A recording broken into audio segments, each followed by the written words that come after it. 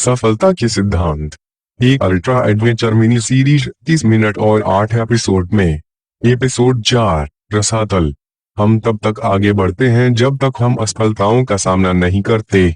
हम उनसे बाहर निकले और आगे बढ़ें या नीचे इस्पायर जारी रखें, इस बात पर निर्भर करता है कि हम असफलताओं का सामना निष्पक्षता से करना चाहते हैं और साथ ही सही निर्णय लेकर लूप को फिर से ऊपर की ओर मोड़ना चाहेंगे या नहीं। 1982 में मेरे साथ कुछ भयानक हुआ जब मैंने सब कुछ एक गिराव पर शर्त लगाया जो कभी नहीं आया। 1979 और 1982 के बीच की अवधि अत्यधिक अशांति में से एक था, वैश्विक अर्थव्यवस्था के लिए, बाजार और मेरे लिए।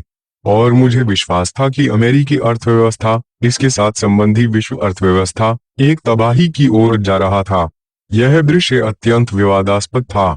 मुझे कुछ उल्टा चाहिए था और उस समय मैंने बहुत सार्वजनिक रूप से एक बड़ा जोखिम लिया जो गलत था, एकदम गलत।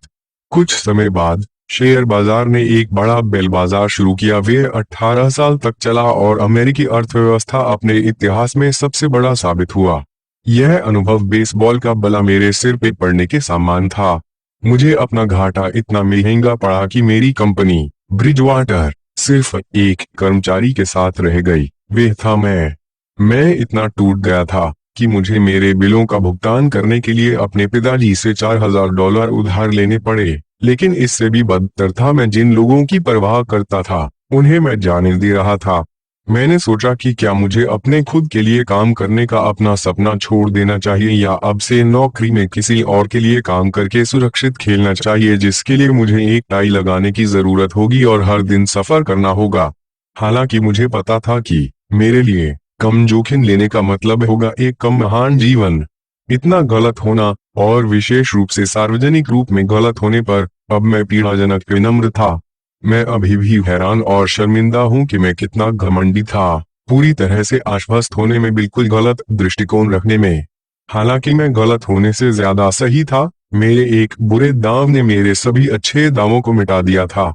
मैंने जोखिम और इनाम के रिश्ते के बारे में बहुत कठिनता से सोचा और सोचा कि उन्हें कैसे प्रबंधित करें, लेकिन मैं आगे का रास्ता नहीं देख सकता था कि मुझे वह पुरस्कार मिलेगा भी जो मैं चाहता था, बिना कोई रिस्क लिए। इस तरह का अनुभव सभी को होता है। यह आपके साथ भी हो सकता है। आप कुछ न कुछ खो देंगे जिसके बिना आपको लगता है कि आप नहीं रह सकते, या आपको कोई भयानक बीमारी या चोट लगे, या आपका करियर आपकी आंखों के सामने टूट आए। आप सोच सकते हैं कि आपका जीवन बर्बाद हो गया है और यह कि आगे जाने का कोई रास्ता नहीं है, लेकिन यह गुजर जाएगा। मैं आपको विश्वास दिलाता हूं कि वहां हमेशा एक सबसे अच्छा रास्ता है और आप शायद अभी तक इसे देख नहीं पाए हैं। बस आपको इसे खोजने के लिए अच्छी तरह से प्रतिबिंबित करना होगा। आपको अपनी वास्तविकता को अपनाना होगा।